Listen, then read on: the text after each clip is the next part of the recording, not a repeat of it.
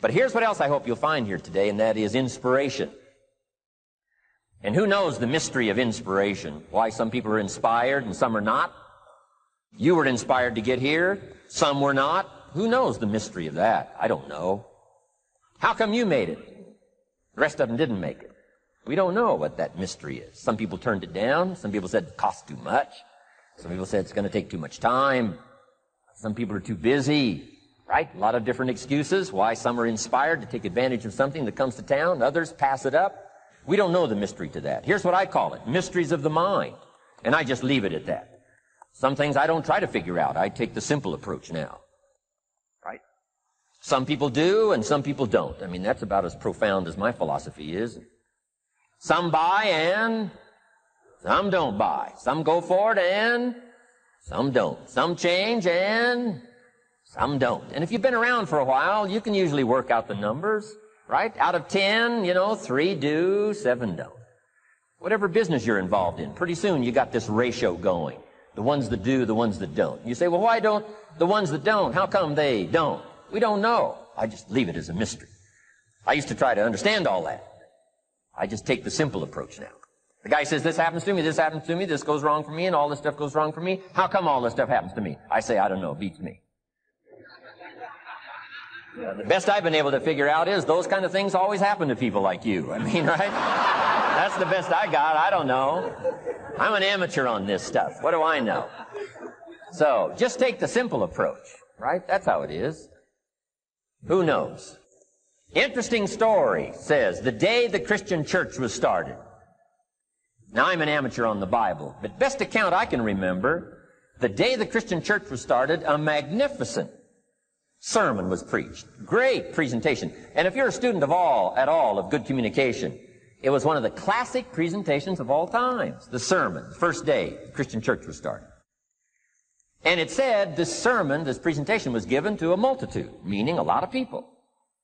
But it was interesting, as the account gives us, the record, it says, when the sermon was finished, there was a variety of reaction to the same sermon.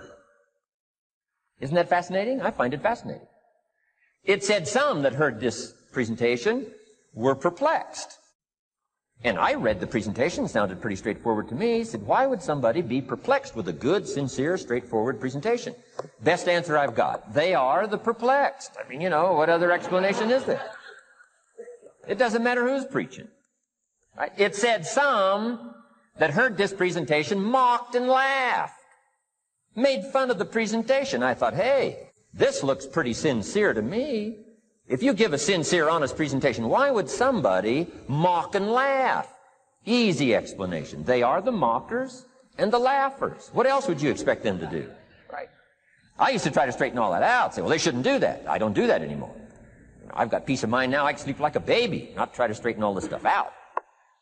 I used to be so naive. I used to say, well, liars shouldn't lie. See, how naive can you be? Of course they're supposed to lie. That's why we call them liars. They lie. So I don't straighten this stuff out anymore. Anyway, it said some that heard this magnificent presentation didn't know what was going on. And they're usually easy to spot. They're usually saying, what's going on, right? I mean, they don't know what's going on. But interesting, right? A variety of reaction to the same sincere, honest presentation. Now, it also says, in wrapping it up, some that heard the presentation believed. And I think that's who the speaker was looking for, the believers. Interesting. Now, it said the number of believers was about 3,000. So, pretty good first day. 3,000. I've had some first days, but I never had 3,000.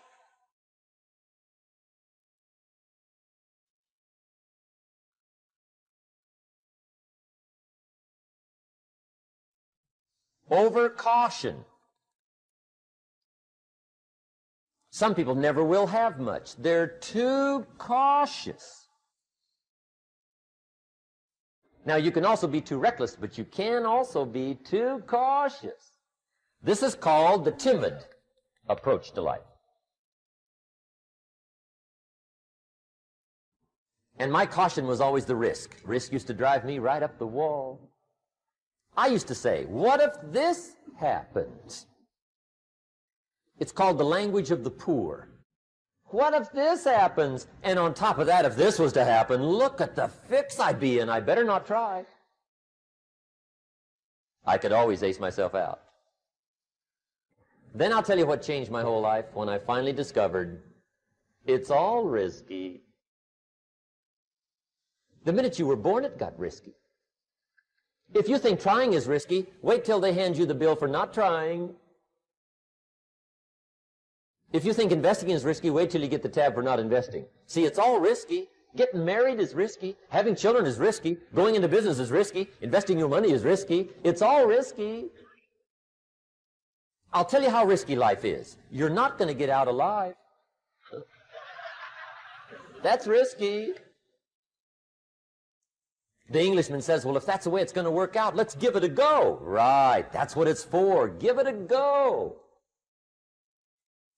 Somebody says, yeah, but I'm looking for safety and security. Fine, then huddle in a corner. We'll cover you with a sheet, bring you 3 meals a day.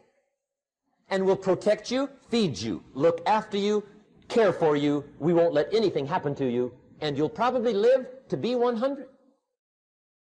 The guy said, well, yeah, I'd live to be 100. But what a way to live. Right. What a way to live, safe and secure. Don't ask for security. Ask for adventure. Better to live 30 years full of adventure than 100 years safe in the corner. And see, it's not important how long you live. What's important is how you live. Here's the next attitude disease. We're almost through with this motley list. In fact, we're almost through. Hang on. The next one is pessimism. Pessimism, the deadly disease of always looking on the bad side, the problem side, the difficult side, checking all the reasons why it can't be done. The poor pessimist leads an ugly life. He doesn't try to figure out what's right. He tries to figure out what's wrong.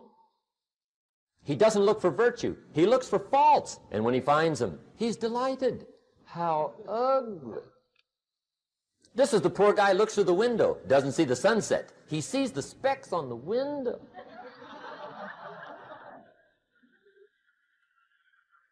And this is the poor guy, right, who rushes up, takes such leave of his senses. This guy rushes up and he says, I've got 5 good reasons why it won't work. He's so dumb he doesn't know all he needs 1. He's got 5. To the pessimist, the glass is always half empty. To the optimist, the glass is half full. Why would the same measure affect people 2 different ways? Answer, it all depends on how you look at it. Our lives are mostly affected by the way we think things are, not the way they are. The way we think they are affects us most. There's a subject we don't have time to get into tonight called better thinking habits. One of the major things Shove taught me when I met him, he said, poor thinking habits keeps most people poor. Not poor working habits. Most people work hard, but they don't think hard. And Shove taught me that the mind is like a factory, a mental factory. And whatever you think about all day long pours ingredients into this mental factory.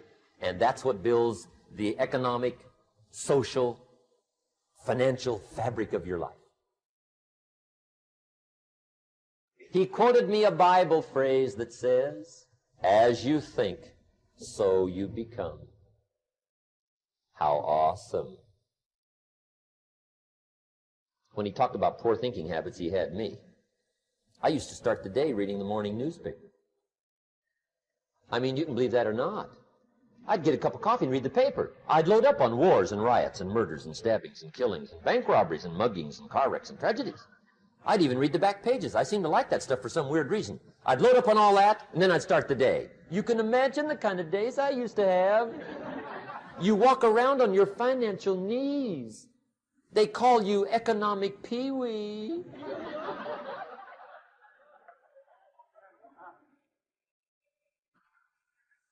The guy says, I want to be a great leader. Wonderful. The first thing we do is follow him to his house. When we get there, we walk in and check his library, number one. Somebody says, well, why check his library? The reason is because what a man reads pours massive ingredients into his mental factory, and the fabric of his life is built from those ingredients. You would not believe what some people have got in their house to read. You would not believe. One of the best dressed up words I know for a lot of it is trash. Can you imagine dumping a barrel of trash into this mental factory every day and coming out with a rich, dynamic, positive life? It can't be done. You might as well try making a cake with cement. The kids back in Danbury, Connecticut, high school, they're asking me questions one day. I'm talking to the kids. Kids got good questions these days. One of them said to me, Mr. Rohn, how do you build the good life? I said, it's simple. It's not easy, but it's simple. Here's how you build anything. Select the right ingredients, keep out the wrong ingredients, and it starts with thought. Everything starts with thought. So you must be wise and careful what you think about, because that starts everything. You got to be wise and careful. I asked the kids, what would happen if somebody dropped sugar in my coffee? They said, well, you'd be okay. I said, what if somebody dropped strychnine in my coffee? They said, well, you'd be dead. I said, correct. Lesson 1. Life is both sugar and strychnine. You got to be careful. I said, what if my worst enemy drops in the sugar? They said, will you be okay? I said, what if my best friend, even by accident, drops in the strychnine? They said, well, you'd be dead. I said, correct. Lesson 2, watch your coffee.